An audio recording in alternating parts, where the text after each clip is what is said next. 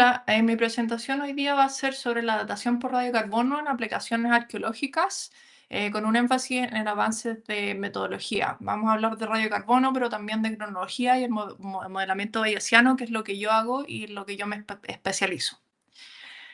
Empezando por lo básico, y creo que muchos de ustedes van a saber lo que es esto, pero ¿qué es el radiocarbono? Básicamente hay tres diferentes isótopos del carbono: carbono 12, carbono 13, carbono 14.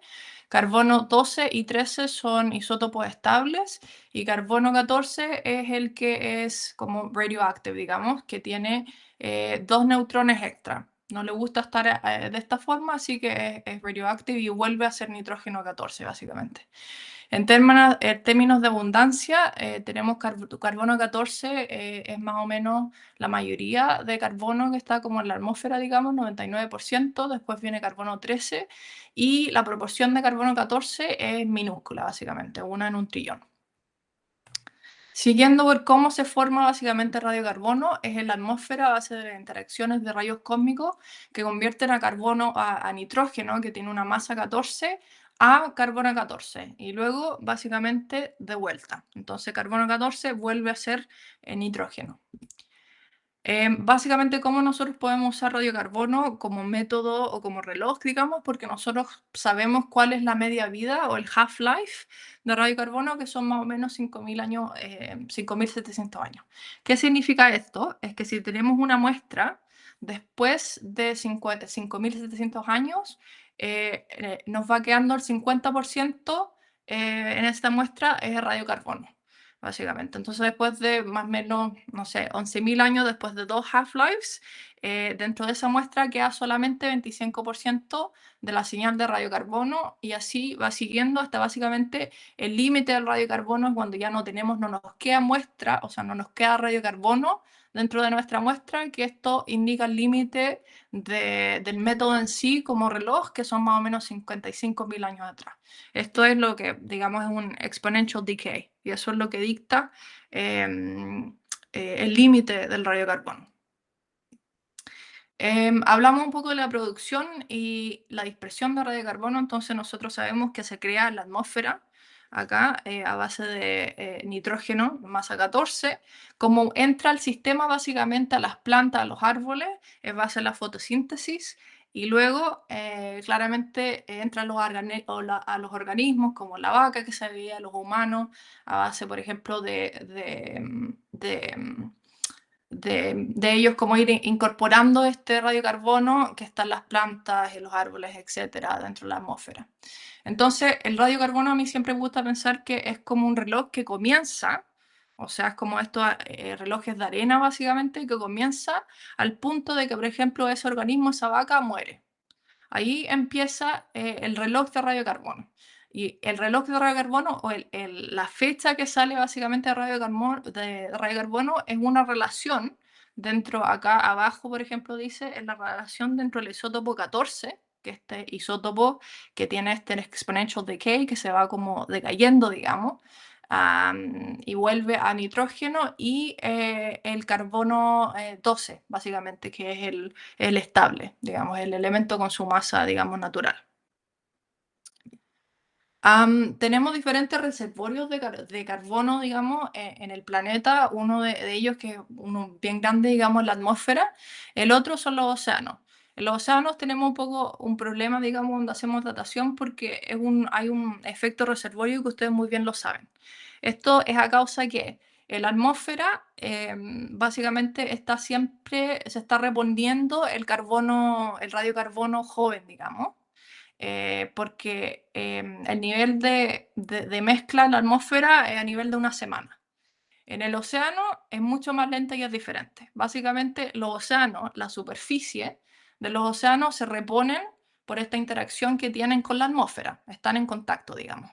Pero los océanos tienen profundidad y las aguas mucho más profundas no están siendo reponidas con este radiocarbono joven, digamos, ¿cierto? Y la mezcla en el océano es mucho más lenta.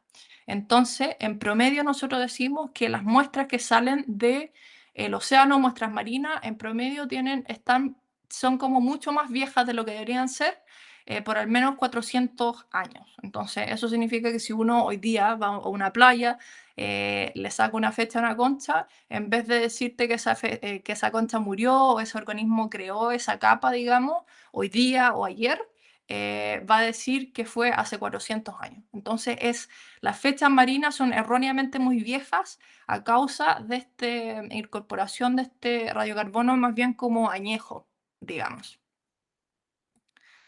Esto no solamente, bueno, el promedio, como les dije, son 400 años, que este es un promedio global, pero para complicar más las cosas, hay diferencias en diferentes regiones del mundo, básicamente. Esta es la base de datos del Chrono Marine Reservoir Database, que tiene valores delta R alrededor del mundo. ¿Qué son los valores delta R? Son la diferencia entre el valor local, digamos, con este promedio global. Entonces, en zonas, por ejemplo, a mí me gusta hablar, por ejemplo, de Chile, que tenemos la corriente Humboldt, que trae corrientes de la profundidad de los océanos para arriba, o sea, está trayendo mucho radiocarbono, digamos, añejo a la superficie. Una concha que está saliendo de ahí va a salir incluso más vieja que el promedio global marino, digamos. Entonces, uno siempre tiene que tener esta consideración y aplicar estos valores de delta R, que son esta diferencia entre el promedio global y el local.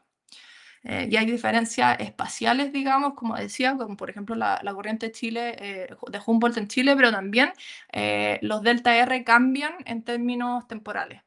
O sea, en el pasado no son constantes. Entonces hay que tener eso en mente.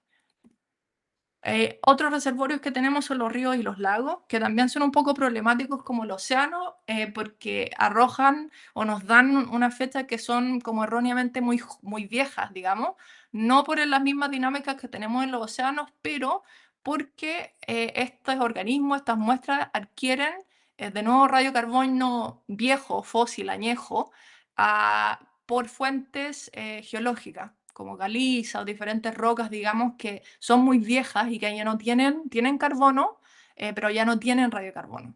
Entonces, las fechas que nos salen de este reservorio también normalmente son mucho más viejas. Entonces hay que tener en mente estos diferentes reservorios de radiocarbono. Ahora, la calibración, como ustedes muy bien saben, es sumamente importante en radiocarbono. Y esto simplemente porque la concentración de radiocarbono no ha sido la misma en el pasado. Acá tenemos dos diferentes curvas de calibraciones que llegan hasta el límite de radiocarbono hasta 55.000 años atrás, por ejemplo. ¿Ya? Entonces, porque la concentración no ha sido constante en el pasado. Yo enseño esto a mis estudiantes y una de las razones por qué, por ejemplo, ha cambiado la concentración en el pasado es por los humanos. Acá, por ejemplo, tenemos dos cosas diferentes que hicieron los humanos.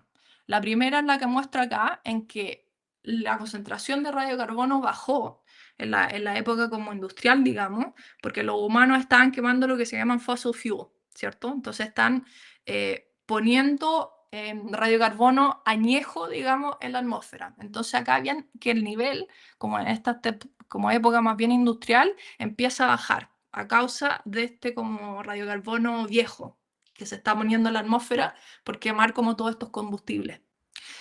Después de eso, pasa esto que es un cambio sumamente gigante y es como un ejemplo súper fácil para mostrar, es que es el testeo como de las bombas nucleares que empezó a pasar como en los años 50, 60 básicamente, que arrojan una cantidad gigante de radiocarbono nuevo, joven, moderno, digamos, en la atmósfera. Entonces acá ustedes ven que la concentración de radiocarbono, acá tenemos una escala de 1 a 2, o sea, se duplicó en estos tiempos básicamente mucho más en el hemisferio norte, ¿no? Porque es donde se estaban haciendo las detonaciones de las bombas nucleares. Entonces ahora, después de eso, básicamente que llega como se firma este tratado, digamos, para no seguir haciendo esto, empieza a bajar la concentración de radiocarbono hasta niveles que tenemos actuales, digamos. Entonces, de nuevo, la concentración en el pasado por temas humanos, antrópicos, también temas naturales, de temas magnéticos, de rayos cósmicos, ha cambiado la concentración en el pasado en la atmósfera. No ha sido constante, entonces necesitamos hacer una calibración de nuestras fechas o nuestra relación entre el carbono 14 y el isótopo de carbono 12. Hay diferentes tipos de relojes independientes que nosotros usamos en la calibración. Uno de los más importantes acá es la dendrocronología que muestra acá a la izquierda, básicamente, que es un reloj sumamente preciso, digamos, porque se sabe, por ejemplo, no solamente una resolución anual, pero muchas veces subanual, o sea, se pueden ver diferentes temporadas dentro de un mismo anillo. Entonces, es un reloj importante en la calibración que informa la curva de calibración hasta el 13.000 años atrás. También tenemos otros proxies como estas secuencias que se muestra a la derecha, que es el lago Sugetsu en Japón, que son secuencias laminadas, digamos, que muestran como laminaciones anuales, más y menos algunos errores, que ahí también nosotros esta secuencia, digamos, anual o secuencial la usamos como reloj independiente. Y también tenemos récords como abajo, que estos son unos forums, récords marinos también de laminaciones, digamos, que podemos usar como reloj independiente. Acá solamente y simplemente muestro el reloj independiente de la cronología, donde contamos los anillos, digamos, de un tronco, de una madera, de un árbol, en donde afuera nosotros sabemos que tenemos un anillo que data del 2022, se van contando los anillos, a lo mejor con un error o sin error, se cuentan un total de 10 anillos y se llega, digamos, a la formación o el nacimiento de este árbol. Entonces, lo que hacemos en radiocarbono es que la resolución no es muy buena. Normalmente la curva de calibración tiene una resolución en términos de dendrocronología de décadas, o de una década o de 5 años, a donde se fechan, se datan, se mezclan 5 o 10 anillos y ahí se compara con la secuencia de dendrocronología. ¿Cómo llegamos a los 13.000 años atrás, digamos, con la dendrocronología? Es de esta forma, básicamente, que se van relacionando diferentes secuencias maestras de anillos, básicamente, y se van conectando unas a otras, digamos, hasta llegar hasta el pasado, hasta lo que tenemos ahora, porque son pedazos de madera fósiles, básicamente, que se empiezan a conectar por el grosor de los anillos y estas secuencias maestras.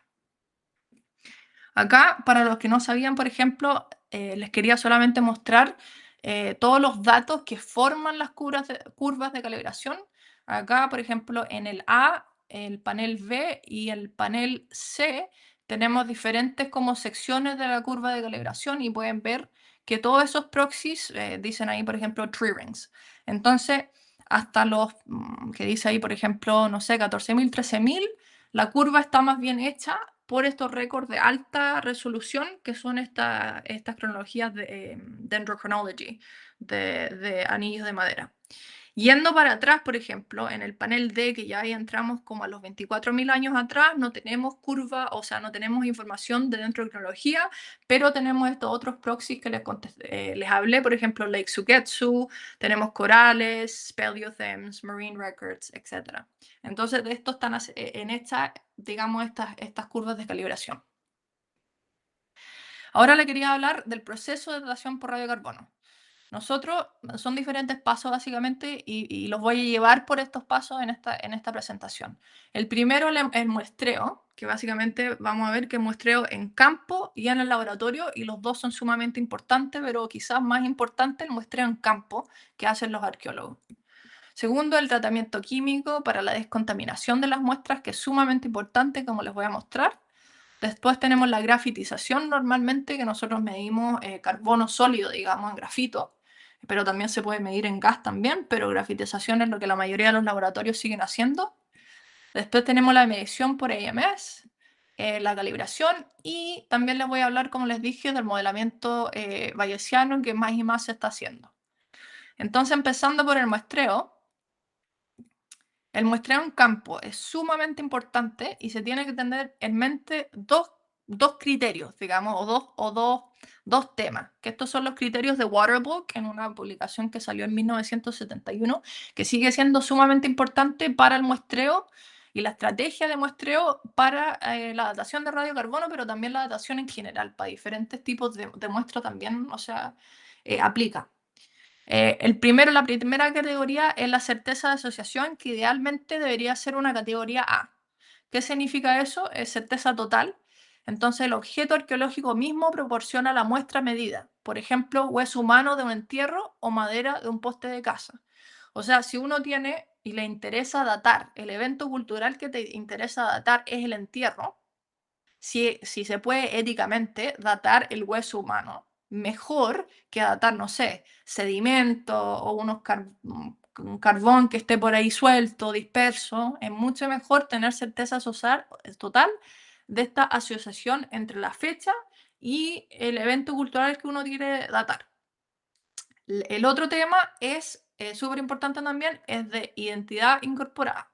¿Qué significa? Que la diferencia entre lo que uno quiere datar, el evento cultural, y lo que la muestra tenga, digamos, sea insignificante. Entonces, esto, por ejemplo, categoría A sería la diferencia entre la edad es tan pequeña que es insignificante. Por ejemplo, un hueso o semillas, digamos, que son una formación muy corta, digamos. Un hueso, una costilla son 6 años, semilla, 1 año. Algo muy malo, por ejemplo, sería esta categoría C, la diferencia de tiempo asciende a siglos. Por ejemplo, carbón de madera de un árbol de especie longeva, ¿ya? Porque hay árboles que duran mucho o viven mucho, mucho tiempo. Entonces, al final uno está datando la formación de ese anillo de madera que pasó, no sé, hace 200 años atrás, que no tiene nada que ver con el evento cultural que uno quiere datar. Eso es sumamente importante. Lo otro también, por ejemplo, esta categoría D es que la naturaleza de material fechado no se conoce con precisión. Por ejemplo, suelo, sedimento o materiales con un reservorio desconocido, ya que como organismo que vive en un ambiente marino o de agua dulce. Básicamente lo que uno quiere hacer con edad incorporada, ya sea efecto reservorio o edad incorporada en madera, es al menos poder corregir la diferencia. ¿Ya? Entonces, si uno sabe que uno tiene un efecto reservorio que es marino, aplicar y corregir con este valor delta R, o sea, tratar de hacerlo más que uno puede, pero idealmente sacar muestras con esta categoría A, básicamente, que son muestras como huesos, semillas, cosas de vida corta.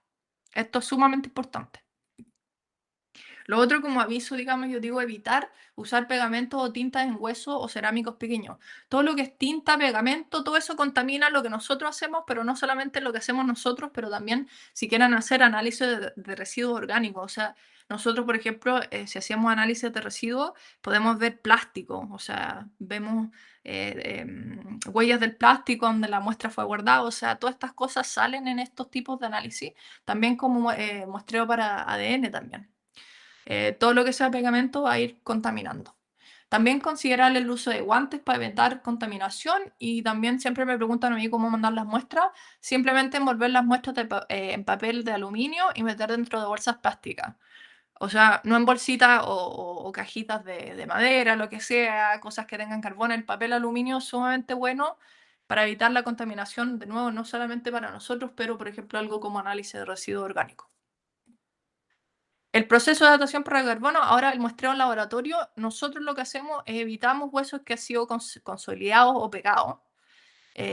Tenemos protocolos como para sacar los pegamentos, pero idealmente las muestras nos llegan no contaminadas. También evitar hacer algo como esto, por ejemplo, nosotros esta es una foto que sacó el Tom Hayam, que me pasó un artefacto en hueso, digamos, que ahí no sé quién sacó una muestra, pero sacaron la muestra justo donde este artefacto fue pegado. Es un artefacto en hueso. Entonces nosotros evitamos hacer cosas así o hacer hoyos en lugares, por ejemplo, dentro de un elemento anatómico humano, de fauna, que tenga importancia para otro tipo de análisis. ¿Ya? Y lo otro, evitamos muestras que son demasiado pequeñas para fechar porque nosotros hemos avanzado en términos metodológicos en radiocarbono, pero tampoco podemos hacer magia. O sea, las fechas o las muestras, por ejemplo, de hueso no pueden ser tan chicas. No podemos todavía, digamos, sacar muestras o sacar fechas de muestras muy pequeñas. Por eso acá yo le quería mostrar como los pesos ideales del laboratorio este en Oxford, que nosotros, por ejemplo, idealmente empezamos con hueso de polvo de 600 miligramos. Carbón pueden ser 20, conchas 20 o hasta 11. Todo depende del porcentaje de carbono que tenga la muestra. A base del porcentaje de carbono que tiene el tipo de muestra, el material, nosotros de ahí empezamos.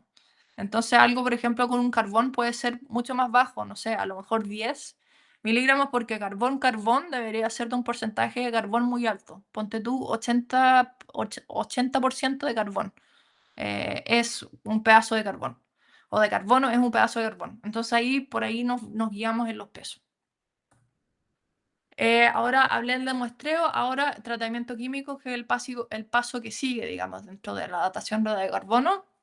Lo importante acá, si al final se van a la casa y no se queda con nada de lo que yo digo, yo creo que lo más importante, lo único, es que la contaminación de radiocarbono joven tiene mayor impacto en nuestras muestras, ¿ya? Entonces acá, por ejemplo, tenemos un gráfico que muestra acá en la x-axis, acá abajo, una muestra que tiene una fecha, la fecha de la muestra, por ejemplo, son 40.000 años. 40.000 años, esa es la fecha de la muestra. Si nosotros le incorporamos o introducimos un 5% de carbón viejo, digamos, fósil, como dice acá, que es esta línea acá morada arriba, la fecha no cambia mucho. O sea, 40.000, 40.000. No hace mucha diferencia. Si a esa misma fecha de 40.000 años le introducimos o le sumamos, digamos, un 5% de carbono moderno, que es acá la línea azul, la fecha que debería ser 40.000 años, ahora es 25.000, 23.000. O sea, ese es el nivel de magnitud en que afecta la contaminación de carbono joven, que tiene de nuevo mucho más impacto. Asimismo, esa misma fecha de 40.000 años, si le metemos solamente 0,5% de contaminación joven, la fecha que es acá en la línea roja, en más o menos, no sé, 35.000. O sea, una diferencia de 5.000 años, que puede tener impacto gigante en la interpretación que hacemos nosotros en el récord arqueológico. Acá también les quería mostrar las principales formas moleculares estables que nosotros utilizamos. Nosotros no solamente hacemos descontaminación en el laboratorio como para quedarnos con la señal de carbono endógena, digamos, original de la muestra, pero también para extraer ciertas fracciones químicas que son menos propensas a la contaminación. Por ejemplo, en hueso nosotros preferimos datar el colágeno, ¿cierto? Que en un hueso nosotros tenemos el colágeno, por ejemplo, y la apatita, que es como la fracción mineral. La apatita es mucho más susceptible a la contaminación en el ambiente de entierro. Entonces, por eso nosotros nos enfocamos en extraer en vez el colágeno y nos deshacemos de la apatita. Ahora también se puede datar la apatita, pero hay problemas ahí de contaminación dependiendo del ambiente de donde está la muestra. Ahora les quería como contar un poco de la descontaminación de hueso que nosotros hacemos en el laboratorio. Normalmente nosotros, creo que la palabra es como decalcifying, descalcificamos la muestra con ácido, base, ácido. Esta es como la limpieza que le vamos haciendo. Producimos gelatina y esta gelatina para limpiarla se filtra normalmente. Se usan filtros. Ahora, normalmente en los laboratorios también, usualmente se usa otro filtro que se llama ultrafiltro. Y estos ultrafiltros son, como les voy a mostrar, son importantes para las muestras que son viejas. ¿Ok? Entonces, acá tenemos que considerar el laboratorio en términos de capacidades si las muestras son viejas o muy contaminadas. No solamente para hueso. Esto es sumamente importante. En el radiocarbono la contaminación importa mucho si las muestras, uno, son viejas o dos, están muy contaminadas. Quizá en Argentina, en Sudamérica no nos importan porque las muestras no son tan viejas, digamos. Pero la contaminación, si está muy contaminada, sí interesa. Pero si algunos de ustedes están haciendo aplicaciones, no sé, en Europa, en otros lados, que los contextos sí realmente son un poco más viejos, digamos, esto les interesa. Entonces acá tenemos que los huesos viejos, edades mayor de 25.000 años BP, a menudo requieren el protocolo de ultrafiltración. Esta es unos datos sacados de una publicación de Tom Hyan de 2011, donde hicieron una comparación con la misma muestra, fechándola sin ultrafiltro y con ultrafiltro. Entonces podemos ver acá la cuarta para abajo, que es una tibia, que sin ultrafiltración la fecha salió a 30.000 años, con ultrafiltración a 35.000 años. O sea, hubo una diferencia de 5.000 años. Y eso todo depende básicamente de esta ultrafiltración. ¿Ya? Entonces significa que uno, para estas edades o muestras que son más viejas, uno tiene que usar la ultrafiltración porque esa esa parte del protocolo es la que te descontamina la muestra y que te saca, digamos, esta contaminación de carbono moderno que, como ya vimos, afecta mucho las muestras más viejas. Asimismo, acá normalmente tenemos, digamos, la misma secuencia. Cuando la muestra está muy contaminada, no es suficiente quedarse hasta acá, digamos, porque esto es la datación de colágeno. Tenemos que seguir o dar un paso más, digamos, y empezar a datar los aminoácidos. Normalmente, por ejemplo, en Oxford se data el aminoácido que se llama hidroxiprolina, ¿ya? Entonces, esto, y ojo, es súper importante, es solamente para muestras que están sumamente contaminadas. Es súper caro hacer esto y se demora más y todo el tema, pero no es necesario si la muestra no está contaminada. O sea, si la muestra no está contaminada y es joven, quizás hasta solamente con este paso de filtro está bien, es suficiente. Si la muestra es más vieja, ultrafiltración. Si la muestra está sumamente contaminada, hidroxiprolina. ¿Ok? Y acá abajo tenemos la secuencia del hueso, la estructura de la molécula del colágeno y ahí tenemos el aminoácido de hidroxiprolina. Acá solamente les quería dar un ejemplo como para que vieran los impactos de la datación por hidroxiprolina. Acá tenemos el caso de ANSEC 1, que es un individuo sumamente importante porque el único que representa, el único humano, digamos, ancestro, que representa la cultura Clovis de Estados Unidos, América del Norte, básicamente.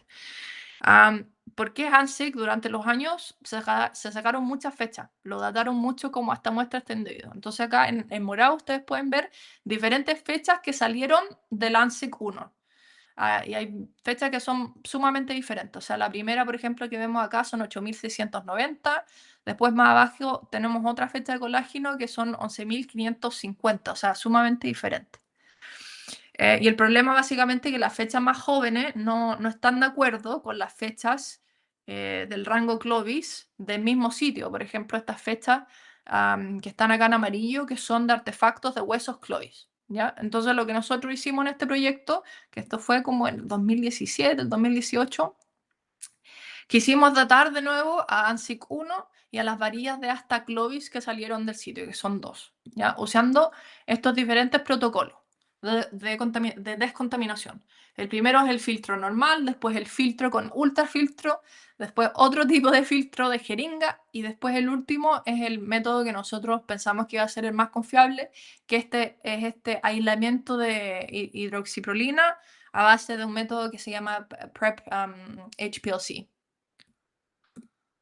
Acá están los resultados, a donde mostramos que tenemos acá en amarillo las varillas de asta de Clovis, que están todas las fechas, digamos, de acuerdo, que están datando el periodo Clovis.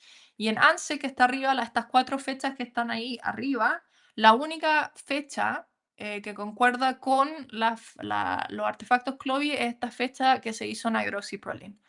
¿Qué es lo que significa? Es que solamente el aislamiento de hidroxiprolina, digamos, fue el método que pudo descontaminar esta muestra. Básicamente nosotros sabemos que esta muestra se contaminó, digamos, quizá en museo, no sé, y es muy normal que se contaminen las muestras que son como bien atractivas, digamos, humanos, fauna extinta. Entonces esta muestra fue contaminada y el único protocolo que pudo darnos una fecha confiable fue hydroxyproline dating o la datación por hidroxiprolina. En temas de contaminación de carbón, normalmente es súper fácil en lo que se llama AVA, pero si la muestra es vieja de nuevo, se tiene que seguir otro paso que es como de una quema extra, una combustión. ¿Ya? Acá, considerar el laboratorio en términos de capacidad de nuevo si la muestra es vieja. Carbón viejo mayor a 30.000 años alrededor por ahí, a menudo requiere el protocolo que se llama ABOX, que es este protocolo que tiene como una quema extra, digamos. Acá podemos ver la diferencia en esta muestra, en la primera que sale en la sección Mousterian. Acá también Tom Hayam hizo una comparación. Una muestra de carbón sin esta quema extra, digamos, sin este ABOX, te da una fecha de 33.000 con esta quema extra del ABOX, 40.000 años. Entonces, una diferencia mayor de 5.000 años atrás. O sea, es algo sumamente importante cuando estamos interpretando los datos y la información. Ahora quería decir también esto, la importancia les quería contar de los estándares que se llaman blanks or non-age, que básicamente nosotros usamos para validar nuestros protocolos de decontaminación y que se procesan junto a las muestras de fecha desconocida. Entonces, básicamente, si ustedes me mandan, uno de ustedes me manda 10 huesos, yo esos 10 huesos los proceso en el laboratorio junto a muestras que yo, de hueso, que yo les sé la edad. Entonces, esta es una tabla de la publicación de Oxford, que acá es un listado de los estándares que nosotros o ellos usan, básicamente.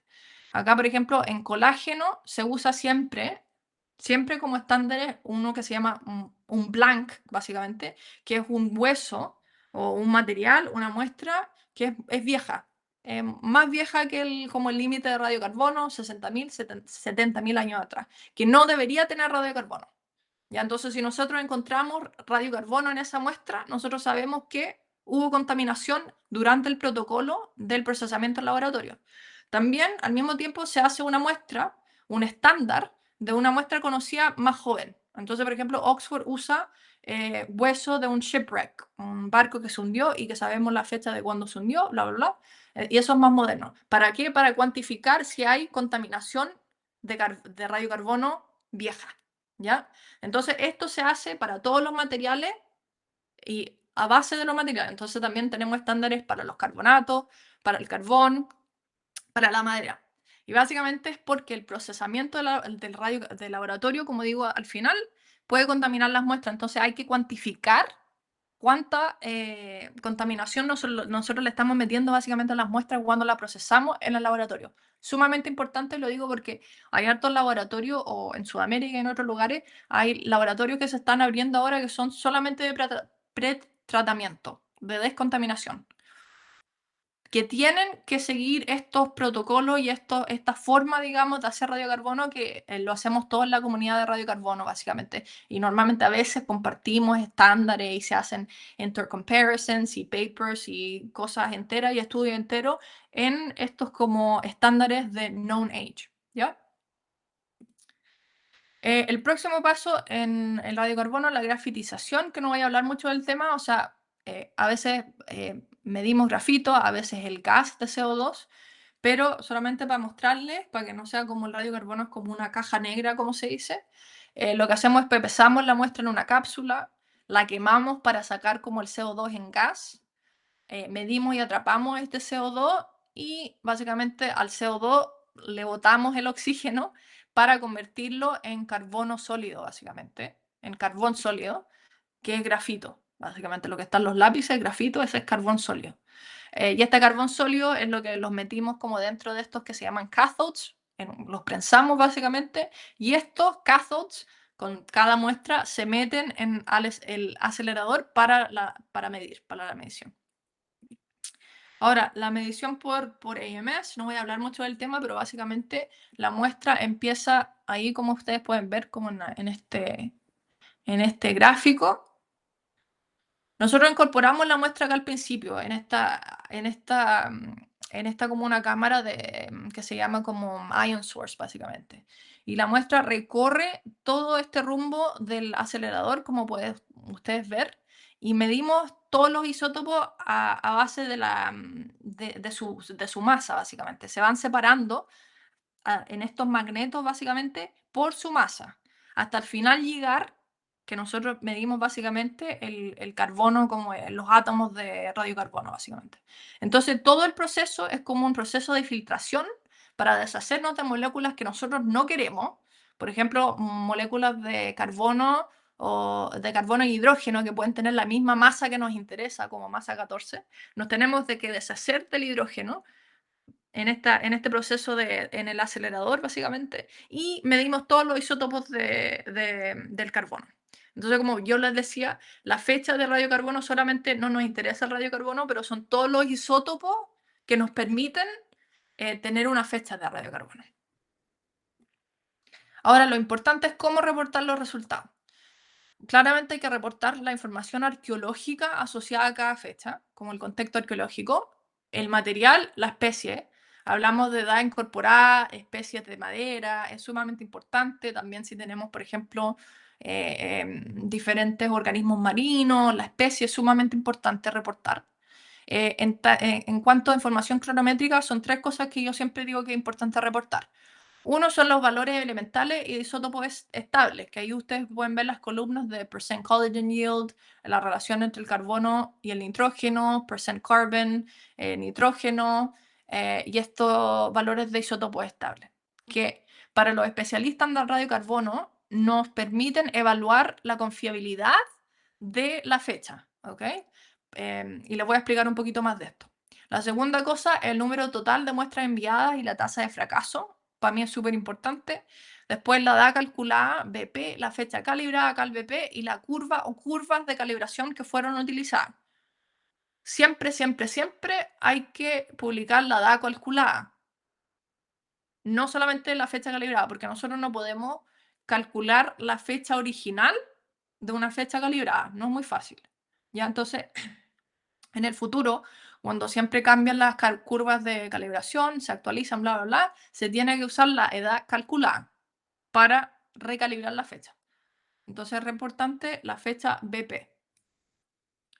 En cuanto a los valores elementales de isótopo estable, de nuevo, como les dije, esto nos permite a nosotros evaluar la confiabilidad de la fecha. Por ejemplo, para colágeno, los rangos aceptables en el laboratorio de radiocarbono son un collagen yield mayor de 1%, un CN ratio entre 2,9 y 3,5 y un porcentaje de carbono del 30 al 50%. Por ejemplo, si nosotros tenemos una muestra que es publicada o está pasando en review, que tiene un CN ratio de, no sé, 4, una locura, nosotros sabemos que la muestra no es, o la edad no es confiable, porque de por seguro hay contaminación, porque el colágeno solamente debería tener hasta un 3,5. Lo mismo el carbono, si tiene algo muy, muy bajo, muy alto, nos dice algo nosotros. Entonces es sumamente importante publicar toda esta información y pedírsela al laboratorio porque se les deberían dar, o no sé, colaborar con ellos para asegurarse de tener toda esta información. Muchas veces en reviews, si están mandando algo, por ejemplo, sobre todo al paper o al journal de radiocarbono, les van a dar problemas los reviewers si no tienen esta información porque nosotros no podemos analizar en temas de confiabilidad su fecha. Después también tener en cuenta que los valores del delta 1314 que un laboratorio de radiocarbono IMS entrega probablemente no sean adecuados para el estudio de dieta y movilidad. Eso se tiene que hacer en otro equipo, porque básicamente este valor de isótopo sale del acelerador, ¿ya? Y hay temas de fractionation y otros temas, entonces no es adecuado. Entonces tener eso en mente también. Lo otro es el número total de muestras enviadas y la tasa de fracaso. ¿Por qué? Porque si uno tiene un sitio y uno manda 20 muestras para datar de hueso, no sé, y se te devuelven solamente, pudieron sacar 2 muestras, eso se tiene que reportar y es sumamente informativo. Porque, ¿qué dice? Que básicamente hay problemas de preservación de colágeno en el sitio. Entonces, reportar los niveles de fracaso también es importante y les voy a hablar un poquito más de esto en el futuro. La edad calculada, como ya les dije, BP, sumamente importante. Emplear las curvas correctas según la ubicación del estudio, hemisferio norte, hemisferio sur, organismos marinos.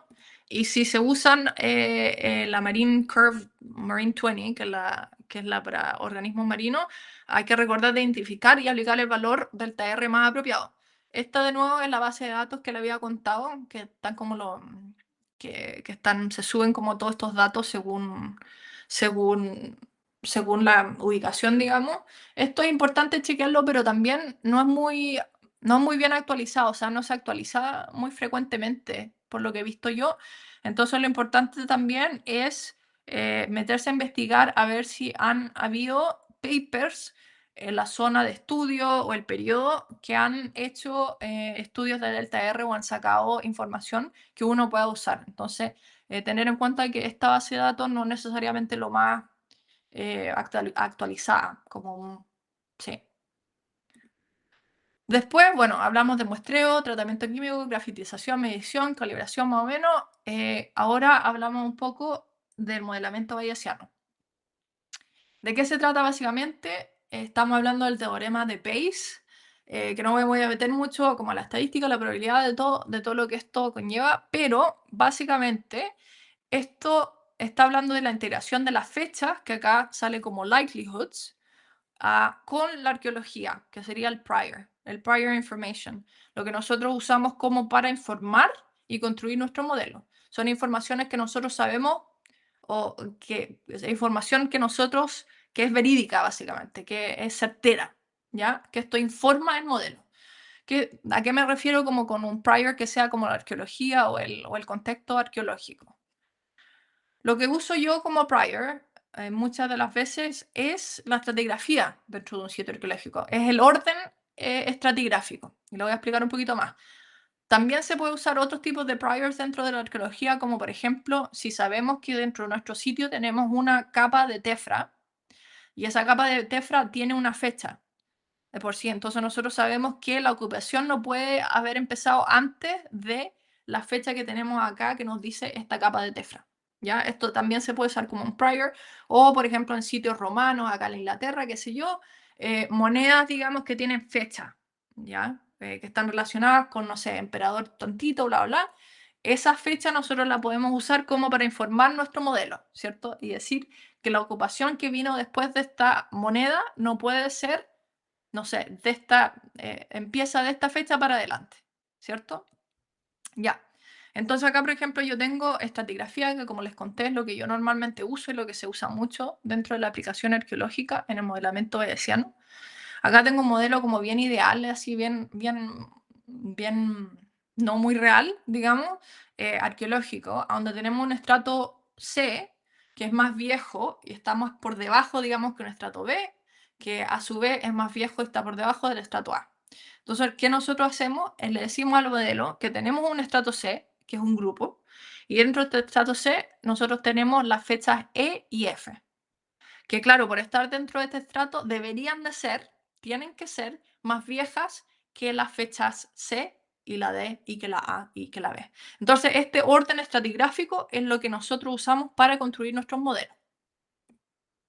¿Qué nos permite hacer el modelamiento bayesiano en aplicaciones arqueológicas? Yo siempre digo que son tres cosas diferentes y conectadas también.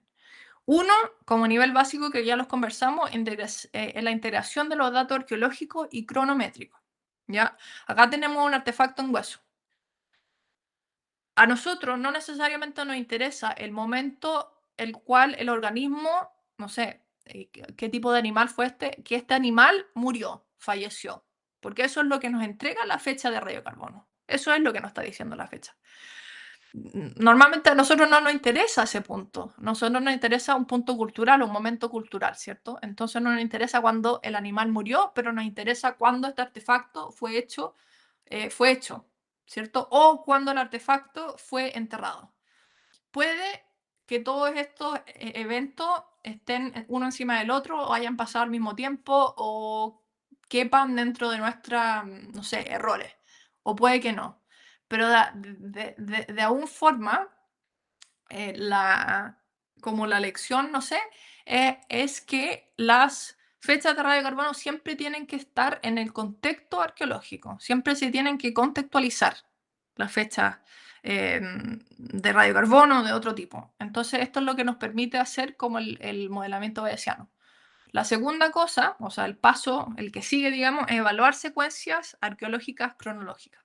Esta acá les voy a hablar un poquito más, un sitio arqueológico en Brasil, digamos, una secuencia cronológica que empezamos en la base, de la izquierda a la derecha tenemos como más antiguo hasta más joven, y meter todo esto dentro de un framework estadístico nos permite, como les voy a mostrar, evaluar la secuencia, no solamente extraer información útil, como, no sé, estimar el comienzo de la ocupación cultural o, no sé, el fin de la ocupación cultural, cuánto dura esta fase versus esta otra fase, bla, bla, pero evaluar la secuencia. Y por último, que es el paso que sigue, nos permite correlacionar múltiples sitios a través del tiempo y el espacio, ¿ya? Y les voy a mostrar un ejemplo de esto. El primer ejemplo es la evaluación de una secuencia arqueológica. Este es un sitio, como bien les decía, que se llama Teotonio, que está en Brasil, en el cual yo he estado haciendo datación por radiocarbono con los arqueólogos ahí. Este es el modelo bayesiano para el sitio. ¿ya? Empezando por abajo hasta arriba. Abajo tenemos la base, tal como una secuencia estratigráfica, que es como la fase, la capa más antigua, que es una fase como precerámica a cerámica, que es la, no sé si pueden leer ahí, pero es una capa que se llama una fase Girao, seguido por otra fase que se llama Mazangana. Y después, más para arriba, seguimos por las fases cerámicas como Pocó, después tenemos Yamarí y arriba Yatuarana. Ya, entonces esa es la secuencia y el orden estratigráfico que tenemos para el sitio. Entonces está todo dentro de como este framework estadístico. Ahora, si dentro del modelo nosotros usamos esto que se llama, y que está en rojo ahí en el código a la derecha, que se llama Outlier Analysis. Outlier Analysis nos permite lidiar o confrontar, no sé, lidiar un poco con la suposición de que todas las fechas son correctas, necesariamente correctas, porque muchas veces no son, por diferentes tipos de motivos, ya sean arqueológicos o radiocarbónicos, digamos, ¿ya? Y esto lo que hace es, este análisis es identificar las fechas que son como outliers, que son erróneas, y asimismo también automáticamente descartar o bajarles el peso a estas fechas. Entonces, acá en rojo, dentro del modelo, tenemos una fecha, no sé si logran ver, que son outliers, que son erróneas, porque son muy, muy jóvenes. O sea, tenemos las distribuciones ahí pasados más jóvenes de 2000 años atrás. ¿Ya? Entonces, acá pueden ver los resultados de ese como análisis outliers, que nos muestran que sí, que estas tres fechas betas, digamos, que están ahí marcadas en rojo, son outliers al 100%. Entonces, la lo que nos permite hacer por ejemplo, este tipo de análisis es evaluar la secuencia arqueológica, cronológica, y identificar outliers objetivamente, no manualmente como a mano excluir o sacar fechas que a lo mejor no nos parecen, no sé. Esto nos permite ser transparente, objetivo y que el modelo solo se encargue de bajarles el peso, el impacto a estas fechas que son erróneas al modelo. Entonces es sumamente transparente y nos ayuda a evaluar la secuencia. Y es súper informativo también, porque dentro de esta secuencia, si volvemos atrás, por ejemplo, en esta parte de la sección de la cronología que tenemos outliers, ¿por qué? Puede ser porque tenemos vertical mixing, o sea, bioturbation, lo que sea, problemas tafonómicos, arqueológicos, o también tenemos a lo mejor ciertas fechas que no fueron suficientemente descontaminadas en el laboratorio, ¿cierto? O sea, no, los problemas pueden ser, como bien digo, arqueológicos o por el radiocarbono, pero informan N, o sea, nos informa de lo que están pasando dentro de la secuencia. El último ejemplo que les quería dar era esto de los modelos bayesianos en escala regional o en gran escala. Con este ejemplo de un paper que salió en 2014 de Tom Hayam con sus colegas, en el que estaban viendo las dinámicas básicamente de los Homo sapiens con los neandertales en Europa, haciendo este modelamiento bayesiano. ¿Ya? Lo que hicieron ellos es que tenían 40, como pueden ver ahí arriba, 40 sitios arqueológicos a donde ellos hicieron, para cada uno de ellos, hicieron estos modelos bayesianos, ¿ya? Entonces cada sitio tiene una secuencia estadística en cual la secuencia cronológica arqueológica ha sido evaluada.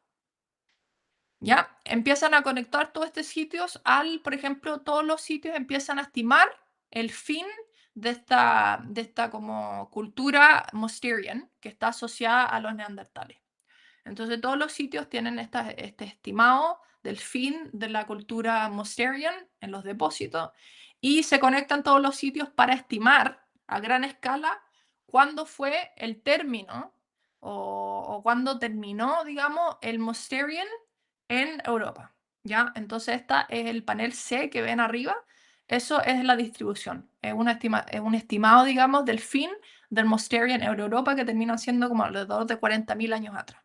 Entonces, si uno puede terminar o estimar, digamos, el fin del Mosterian, de los neandertales, en Europa también uno puede estimar el comienzo de los humanos, Homo sapiens, humanos modernos, en Europa y cuantificar, porque está todo dentro de un sistema estadístico por cuánto tiempo ellos vivieron juntos en el mismo lugar, que creo que en el paper dicen como entre 2000 y 5000 años atrás, que sabemos por evidencia genética que es verdad porque los dos, digamos, se juntaron genéticamente y por eso nosotros tenemos restos o huellas, digamos, neandertales dentro de nuestro genoma, ¿no? Y también acá les muestro, por ejemplo, cómo puede ser, también se puede visualizar, digamos, esto mismo de forma espacial dentro del análisis también, ¿cierto? Entonces acá tenemos en azul Mousterian, Ulutian, que es una cultura Homo sapiens, y Chattelperronian, que es Neandertal. Entonces, a base de esto, ellos pueden ver o tratar de responder, digamos, estas preguntas que son como a escala bien grande regional.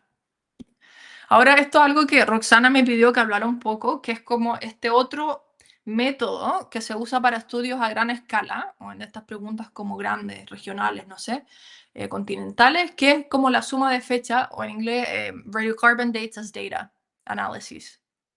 Ya que básicamente ustedes pueden ver cómo son, básicamente siempre se ven como distribuciones así, digamos, que como yo digo ahí, es un histograma sofisticado para visualizar la distribución temporal de la fecha.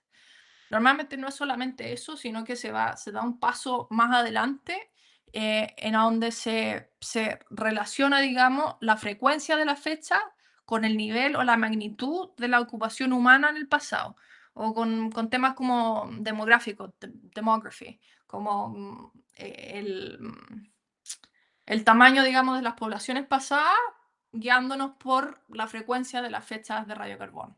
¿Ya?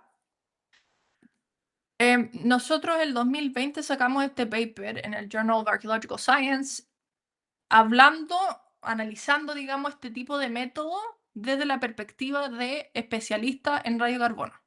¿Ya? Dentro del paper, y esto está mucho, mucho texto, que es horrible, pero identificamos 14 suposiciones que tiene este método. ¿Ya? Suposiciones que hace el método en sí. Y son tres lo importante que tienen relación con lo que hacemos nosotros en radiocarbono. El primero es que el conjunto de datos de radiocarbono, que acá el que está como más oscuro, número uno, el conjunto de datos de radiocarbono es una muestra representativa del registro arqueológico y esto a su vez representa adecuadamente toda la actividad humana pasada. Es una de las suposiciones más grandes, básicamente, del método. Las dos que nos importan también son la 8 y la 9. La 8 diciendo que todos los materiales carbonosos producen suficiente radiocarbono endógeno para realizar mediciones. La número 9 dice, el proceso de datación por radiocarbono, tal como se realiza en todos los laboratorios, produce resultados cronométricos confiables, sobre todo en cuanto a la exactitud. La exactitud es de accuracy, ¿cierto? El radiocarbono a nosotros nos interesa la precisión, the precision, accuracy, la exactitud. Esto tiene que ver con la exactitud. ¿A dónde está la fecha? Y si le llegamos a la fecha, básicamente. Entonces, nosotros por la perspectiva o por el lado de radiocarbono, nosotros sabemos que las suposiciones 1 y 8 no son erróneas, o sea, no son. Por básicamente el impacto del fracaso en la datación de radiocarbono, por radiocarbono. Entonces, esto es un gráfico que yo les mostré, por ejemplo, que en Oxford nosotros sabemos que alrededor, no sé, del 15% de muestras que se mandan de hueso fallan. O sea, no todas las muestras que se mandan a la datación fallan, ¿cierto? O sea, no es como un ratio de one to one, uno por uno. Acá lo que dijimos en el paper al final es que el conjunto de datos de radiocarbono no siempre puede considerarse una muestra completamente representativa del registro arqueológico, porque no todos los materiales carbonosos producen suficiente carbono endógeno para la medición de radiocarbono. Es sumamente importante acá también decir que para nosotros siempre ha sido así y tiene un impacto en este tipo de estudios, es que el récord arqueológico es completamente separado, independiente del récord radiocarbónico o cronométrico, digamos. Puede existir un sitio arqueológico en el récord arqueológico, digamos, que no existe en el récord radiométrico o radiocarbónico, porque no se pueden sacar fechas. Entonces, no son los mismos los dos récords. Y eso es importante como pensarlo de esa misma forma. Son récords, son separados. Entonces, no se puede asumir que el récord de radiocarbono representa al récord arqueológico y que el récord arqueológico representa a lo que está pasando en el pasado, o a la actividad humana, o al número de personas en la región. Sobre la suposición número 9, el impacto, nosotros sabemos el impacto de la descontaminación en la exactitud, en el accuracy de las fechas. Nosotros, por ejemplo, bueno, ahora les he mostrado que la descontaminación y los diferentes protocolos tienen un impacto gigante en las fechas, en el accuracy, en la exactitud de las fechas. No tiene nada que ver acá la precisión, pero la exactitud de estas fechas. Entonces acá nosotros en el paper, por ejemplo, mostramos esta figura 1, en la que nosotros tenemos unas distribuciones que son sumas de fechas. La distribución para la península ibérica del Paleolítico medio superior antes, la distribución que está en gris, y después en azul del uso de ultrafiltración. O sea, para este tiempo, que es como son tiempos más viejos, digamos, dentro del timeline de radiocarbono, nosotros sabemos que las fechas que no han sido fechadas o las muestras que no han sido fechadas con ultrafiltración están erróneamente más jóvenes. ¿Ya? Entonces, si nosotros no tenemos eso en mente y metemos todas las fechas y hacemos una suma de distribuciones, acá, por ejemplo, ustedes pueden perfectamente que si uno se guiase por la distribución gris, ahí hay un artefacto, no sé, o sea, uno podría decir que un incremento en la población en 35.000 cal-BP, que no existe en realidad. O sea, que es un artefacto de la mala datación de muchas y muchas muestras en el Paleolítico medio superior en Europa, en otros lados también. Acá en la figura 2 tengo la fecha de hidroxiprolina para ANSIC arriba versus una distribución promedio de todas las fechas, porque hay muchas fechas de ANSIC. Entonces lo mismo, si uno no tiene conocimiento de radiocarbono, del proceso de radiocarbono, de la descontaminación, se pueden cometer muchos errores y pueden formarse distribuciones que eso sí, está bien, son distribuciones, pero quizás en inglés se dice como they're skewed, o sea, que nos estén mostrando cosas que son artefactos que al final no lo son. Entonces con eso hay que tener cuidado. Finalmente, a mi parecer, uno de los grandes problemas de este análisis es que no permite contextualizar las fechas con la arqueología. ¿Ya? Que estas son como una de las cosas, de las dos cosas más importantes que a mi parecer el modelamiento bayesiano nos permite hacer, ¿ya? ¿Por qué? Porque básicamente las fechas no se analizan en el contexto, en el framework de la arqueología, las fechas pasan a ser datos independientes que se meten a una suma, ya que se mezclan con fechas de otros sitios, bla, bla. Entonces, no hay ningún tipo de evaluación de las fechas basado en el contexto arqueológico, ¿ya? Y para mí eso es como uno de los mayores problemas, ¿ya? Con este tipo de análisis. Entonces, mi conclusión para esto, y ya estoy terminando la presentación, es que si se quiere usar este método para estudios de gran escala, no sé, para diferentes preguntas, para mí se requiere una interpretación cuidadosa o conservadora, ya que finalmente esta distribución es un histograma sofisticado para visualizar la distribución temporal de las fechas. Y eso en sí es informativo. O sea, el análisis en sí, el hacerlo, no es incorrecto, si me explico bien. Porque es una visualización, una forma de visualizar la distribución temporal. A ver si a veces uno le puede meter el mapa, también el tema temporal, espacial, de fechas de radiocarbono. Ahora, significa que, no sé, si tenemos acá, por ejemplo, la distribución en 2000 años cal-BP, que eso significa que había muchos más humanos, había un incremento poblacional, no sé. Para mí eso yo no lo hago, porque es como un paso, no sé, hay muchas como suposiciones que no sabemos y no podemos y nunca podremos cuantificar. ¿Se me explico bien? Ahora, terminando, les quería decir que yo estoy dispuesta o estoy acá para cualquier tipo de preguntas, y no sé, lo que sea como en temas de radiocarbono, modelamiento bayesiano, pero también tener en mente que hay dos laboratorios de radiocarbono que son buenísimos y tienen una reputación brillante y genial dentro de Latinoamérica, que es el laboratorio de Kita Macario, que es una física en Niterói, básicamente en Brasil, en la Universidad Federal Fluminense, y también está el LEMA, que es el laboratorio que está en México.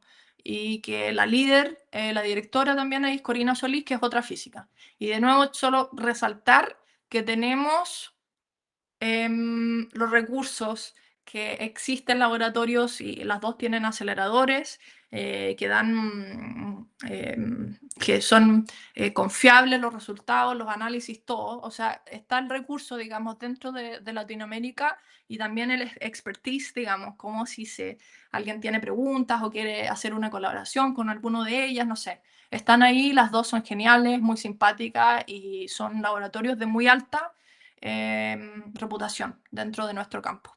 También solamente quería recalcar o mostrarles que gracias básicamente a ellas, las dos, y a sus colegas y a los laboratorios, hay muchos eventos ahora en el futuro que son en radiocarbono en Sudamérica. Entonces ahora, por ejemplo, en noviembre del 2024 en Niterói está un workshop junto como a la agencia nuclear en Europa, digamos, con Kita, el laboratorio de ella, en Radiocarbon Accelerator Mass Spectrometry for Cultural and Natural Heritage Preservation en Latinoamérica. Entonces, es datación de radiocarbono en aplicaciones forenses, arqueológicas en Latinoamérica. Entonces, si alguno de ustedes está interesado, sería genial que pudiesen ir a Brasil. También tenemos el Congreso de Radiocarbono y Arqueología, que normalmente siempre se hace en Europa, siempre se hace en Europa, a veces en otros lados, pero va a ser en Brasil también, en el laboratorio de Quita en julio. Y más encima, tenemos la tercera conferencia latinoamericana de radiocarbono, que se llama Clara, y el cuarto congreso de radiocarbono y dieta va a pasar en julio del 2026 en Chile. Entonces la idea es que la gente vaya a Sudamérica a estos tres congresos entre Brasil y Chile. Entonces hay harto datación de radiocarbono que está pasando en Latinoamérica y ojalá harta participación de colegas extranjeros, pero sobre todo de colegas sudamericanos también, latinoamericanos en Sudamérica.